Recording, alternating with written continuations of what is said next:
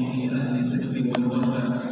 اللهم إنا نعوذ بك من علم لا ينفع ومن قلب لا يخشع ومن نفس لا تشبع ومن دعوة لا يستجاب لها. رب اشرح لي صدري ويسر لي أمري واحلل عقدة من لساني يفقه قولي. قال الله تعالى في القرآن الكريم وهو أصدق القائلين: أعوذ بالله من الشيطان الرجيم. بسم الله الرحمن الرحيم. الحمد لله الذي أنزل على عبده الكتاب ولم يجعل قيما لينذر بأسا شديدا من لدنه ويبشر المؤمنين الذين يعملون الصالحات أن لهم أجرا حسنا. Mari kita memperbanyak syukur kepada Allah dengan mengucapkan alhamdulillahirabbil alamin. Alhamdulillahilladzi bi ni'matihi tatimmu shalihat. Segala puji bagi Allah, dengan nikmatnya kita bisa menyempurnakan amal saleh.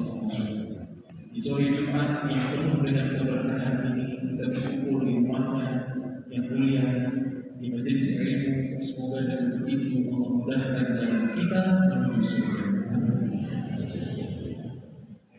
Mari kita memperbanyak salawat kepada panutan kita, sahabat kita, junjungan kita yang sangat kita rindukan pertemuan dengannya, baginda Nabi Muhammad sallallahu alaihi wasallam. Allahumma shalli wa sallim ala nabiyyina wa sayyidina Muhammad wa ala alihi wa sahbihi ajma'in. Semoga nanti kita bersalawat kepadanya dan kita mengamalkan sungguh-sungguhnya. Allah akan memilih kita di akhir kelak yang mendapatkan syafaat nanti di akhirat. Amin ya rabbal alamin. Yang sama-sama kita hormati dan kita muliakan Bapak Bupati Tapanuli Selatan yang sedang mendoakan di sini, Bapak Doli Putra Perhubungan Pasar Ibu. Yang sama-sama kita hormati dan kita muliakan juga ada di hadapan kita Bapak Sekda Tapanuli Selatan, Bapak Sofian Adil Siregar. Semoga menjaga sama Allah. Dan yang kita hormati dan kita muliakan juga banyak tamu-tamu undangan yang tidak bisa kita sebut satu-satu.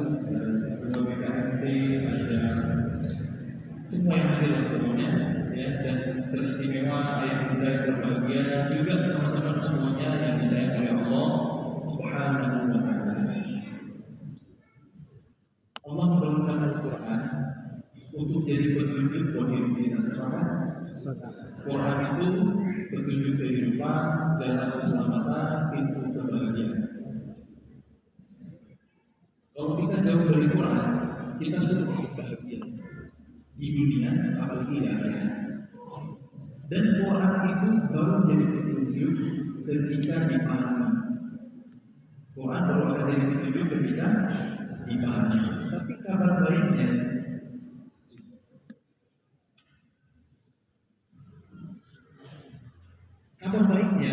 semua interaksi dengan Al-Quran itu diapresiasi sama Allah.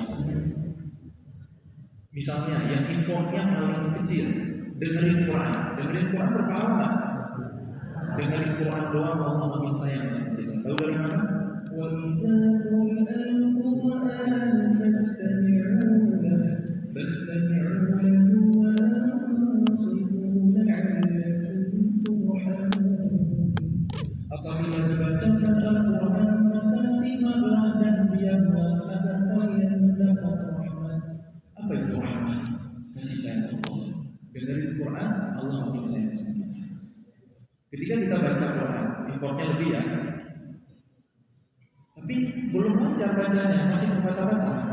Kata Nabi, ajaran pahalanya lebih kurang baik apa Allah bersama kita. Ketika kita udah lancar, alladzi yaqra'una al-Qur'an fa huwa qadir ma'a safarin kiramil barrah. Ibaratnya sama malaikat yang mulia. Setiap hurufnya alfu hasanah 10 kebaikan. Apalagi ketika kita hafal, karena orang hafal Quran itu nggak ada bacaan salah. Pasti diulang berkali-kali sampai hafal. Ketika udah hafal pun ada kewajiban untuk murojaah. Karena yang dikatakan hafizul Quran, penjaga Quran, ketika Qurannya diulang, bukan ketika Qurannya statusnya sudah dihafal, sudah disetorkan, terus ditinggalkan, mantan jadinya, mantan hafalan. Inna nahnu nazzalna dzikra wa inna lahu lahafizun. Sungguh kamilah yang menurunkan Al-Quran dan kami pula yang menjaganya. Nama lain Quran di ayat ini az-dzikr. Jadi penjaga Quran itu yang menjadikan Quran sebagai zikir. Zikir itu kan diulang-ulang. Subhanallah, subhanallah, subhanallah. Enggak sekali. Nah, penjaga Quran itu ketika udah hafal mesti diulang-ulang untuk Qurannya, baru dikatakan dia menjaga Quran. Dan tentunya ditambah dengan upaya untuk mentadabburi, memahami, mengamalkan, dan juga mendakwahkan dengan masyarakat. Semua interaksi dengan Quran diapresiasi sama, dikasih pahala. Apapun hubungan kita sama Quran, semua mendatangkan kemuliaan. Karena Quran itu mulia, Al-Quranul Karim, semua yang ada hubungannya, ada kaitannya sama Quran juga ikutan mulia. Quran turun di malam hari. Inna anzalnahu fi lailatul qadr. Sesungguhnya kami telah menurunkannya Al-Quran itu pada malam yang mulia. Quran turun di bulan Ramadan. Syahrul Ramadan alladzi unzila fihi al-Quran. Bulan ini Quran turun dengan perantara malaikat Jibril alaihi salam. Tanazzalul malaikatu war-ruh. Malaikat yang paling mulia. Quran turun sebelum dan setelah peristiwa hijrah dari Makkah ke Madinah, dua tempat paling mulia di dunia. Quran turun kepada Nabi kita Muhammad sallallahu alaihi wasallam, manusia paling mulia yang terhadir di dunia. Wa innaka la'ala khuluqin 'azim. Sungguh pada Nabi Muhammad ada akhlak yang agung. Apa akhlak Nabi? Kana khuluqul Quran, kata Sayyidah Aisyah radhiyallahu anha. Akhlak Rasulullah itu adalah Al-Quran. Jadi Quran itu memang sumber kemuliaan. Kalau kita mau hidup mulia dunia, apalagi di akhirat, mesti dengan Al-Quran. Alhamdulillah saya bisa hadir ke sini ya, membersamai ayah bunda dan teman-teman semuanya, bukan karena saya seorang arsitek lulusan ITB, bukan, tapi dengan wasilah Al-Quran. Bukan juga gara-gara saya ingin ambil Quran, bukan.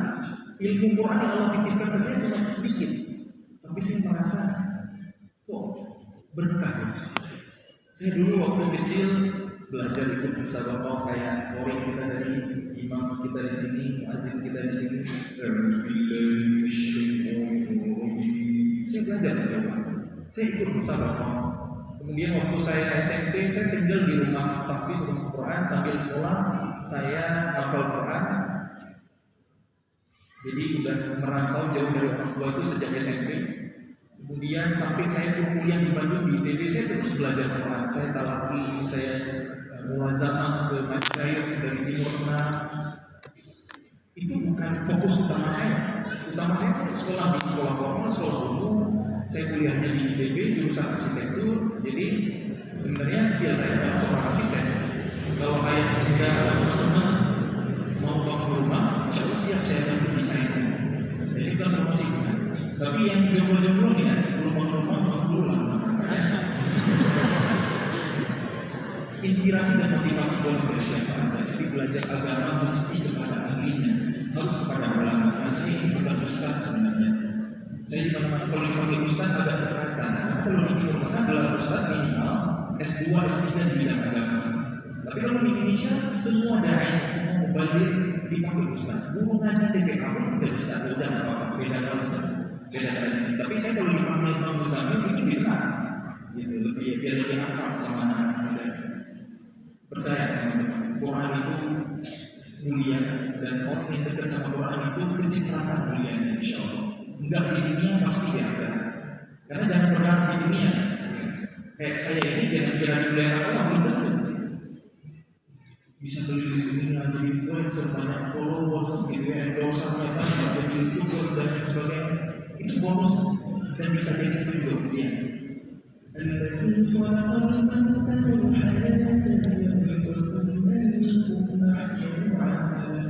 Dialah Allah yang menciptakan kematian dan kehidupan untuk menguji siapa di antara kalian yang paling baik amalnya. Kita nampaknya hari ini ujian itu kalau susah doa, kalau lagi musibah doa, kalau lagi sedih doa. Padahal kelapangan, kebahagiaan, kemudahan itu juga ujian. Lulusnya apa? Kalau bersyukur. Syukur itu menggunakan nikmat dalam rangka ketaatan. Kalau lagi ujian kesulitan, lulusnya kalau apa? Kalau sabar. Ya, itu dia ujian. Jadi saya hari ini bukan karena dimuliakan, karena saya juga bukan sosok pemuda yang paling Qur'ani kan. Saya juga masih sama-sama belajar ya teman-teman. Karena saya bisa beri beban, bisa ngomong begini, Allah masakan ya menutupi aib-aib saya. Yang kalau dibongkar sama Allah, mau bilang tidak bisa unfollow berjamaah, jadi bisa bubar. Tidak ada lagi yang minta selfie nanti sama saya bubar.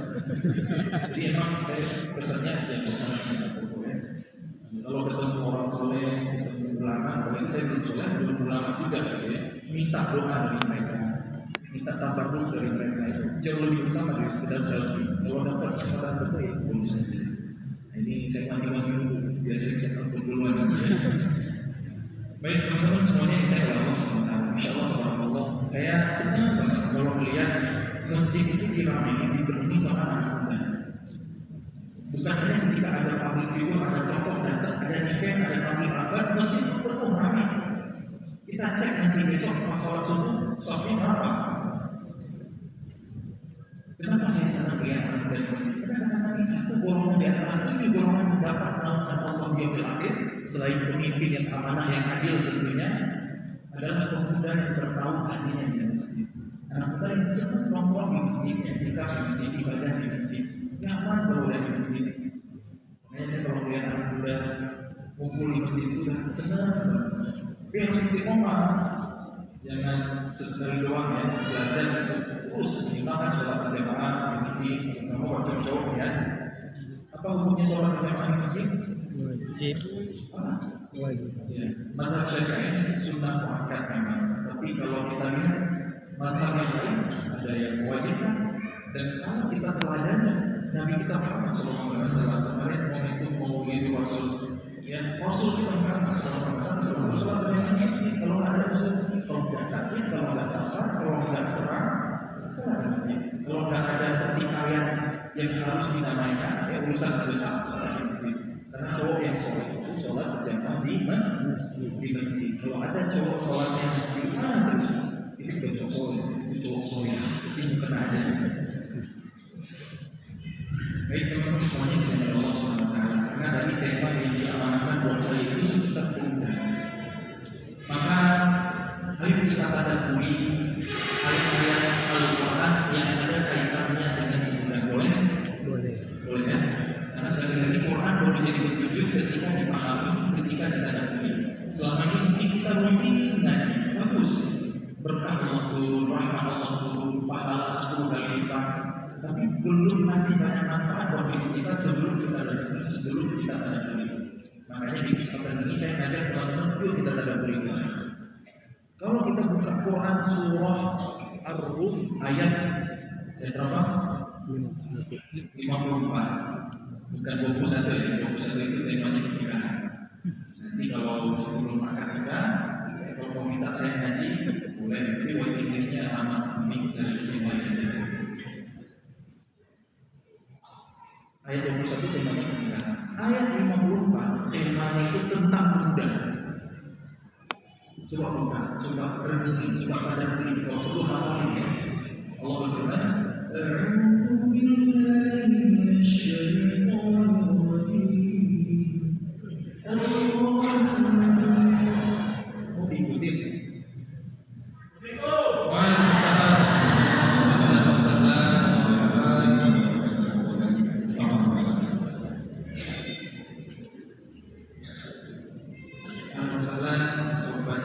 Mohon izin kami mulai duluan ya. Masya Allah.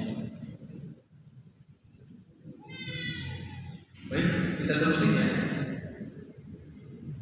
Quran surah apa tadi? 40 ayat 54.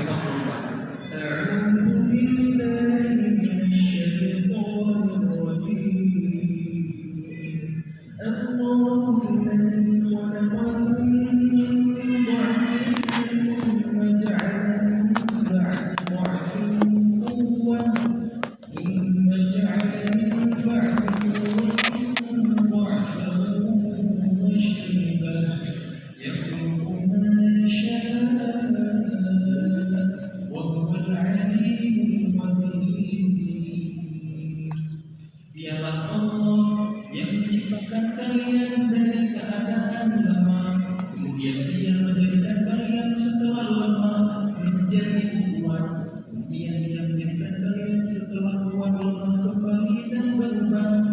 Dia menciptakan segala sesuatu yang dikehendakinya, dan Dia Maha Mengetahui lagi Maha Berkehendak. Dapat insight sesuatu nggak dari ayat barusan? Apa definisi mudah dari ayat tadi? Kebayang? Belum?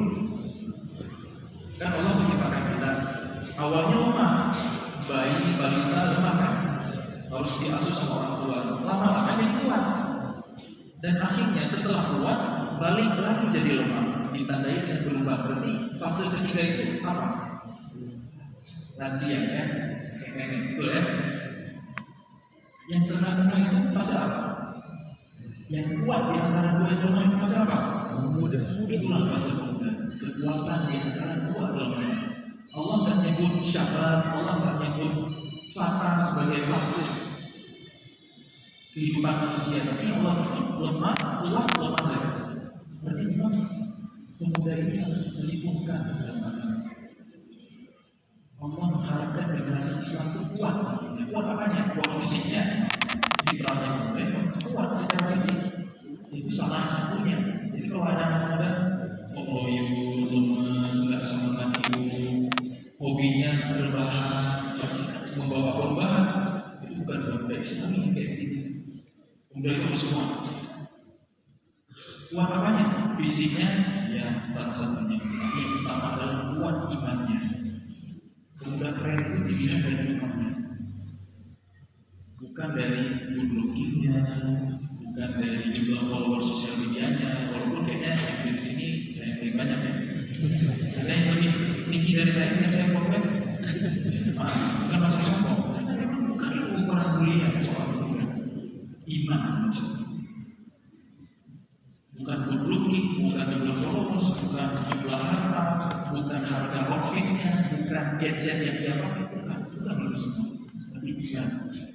Nanti kita akan lihat setiap aktor, setiap tokoh yang diabadikan Allah dalam Quran,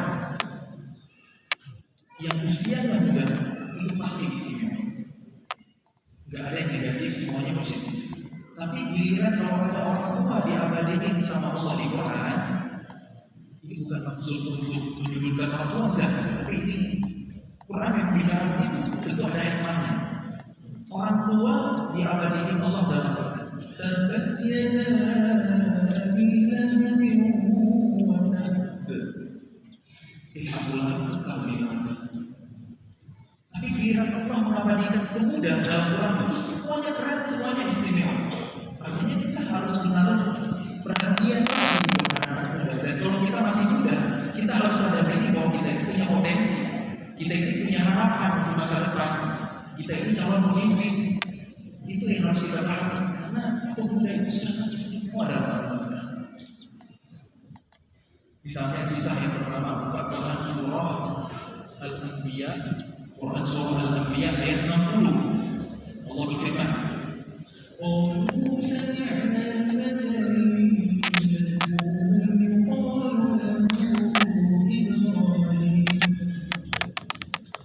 kami mendengar ada seorang muda disebutkan namanya Ibrahim. Kenapa Nabi Ibrahim di-mention sama masyarakat? Karena Nabi Ibrahim seorang pemuda yang imannya luar biasa. Jelas gelarnya adalah Khalilullah Khalilur Rahman, semua ujian dari Allah lulus dengan sempurna. Jadi kita ada Allah di kalimat fakta baru. Terus kalau itu pemuda yang keren, pemuda yang hebat itu yang kayak gimana?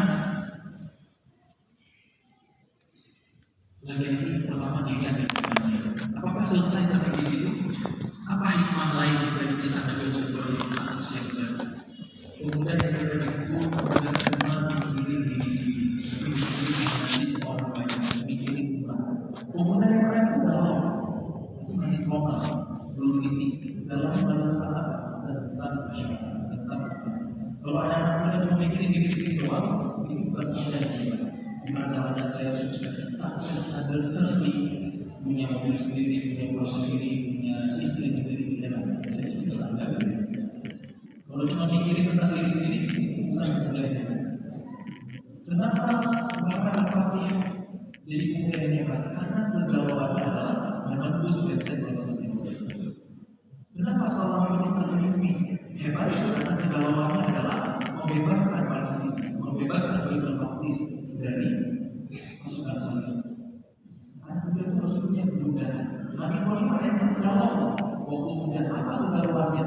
Karena masyarakat belum mengenal Allah, masyarakat masih berbuat kemusyrikan, masih menyembah patung berhala yang bahkan dibuat oleh ayahnya sendiri. Itu kegalauan Nabi Ibrahim. Kemudian apa yang dilakukan Nabi Ibrahim alaihissalam? Berani memperjuangkan kebenaran walaupun resikonya kematian. Itu modal. Nabi Ibrahim temui masyarakat yang lagi menyembah patung. Masyarakat, apa yang kalian sembah? Ini patung tidak bisa kasih manfaat, tidak bisa kasih manfaat buat kalian. Kenapa kalian sembah? Kenapa kalian kasih sesajen? Ini sesajen yang kalian kasih, saya ambil. Saya punya. Tuh, saya nggak kualat, nggak kenapa-napa. Wah, awas Nabi Ibrahim kami lapor sama raja kami ya. Begitu keesokan harinya mereka balik, patungnya udah hancur bertubi-tubi. Ada satu yang paling gede masih utuh. Kayaknya ini pelakunya pasti anak muda kemarin sore. Oh dia di sini. Qalu sami'na fatan yadhkuru qalu lahu Ibrahim. Mereka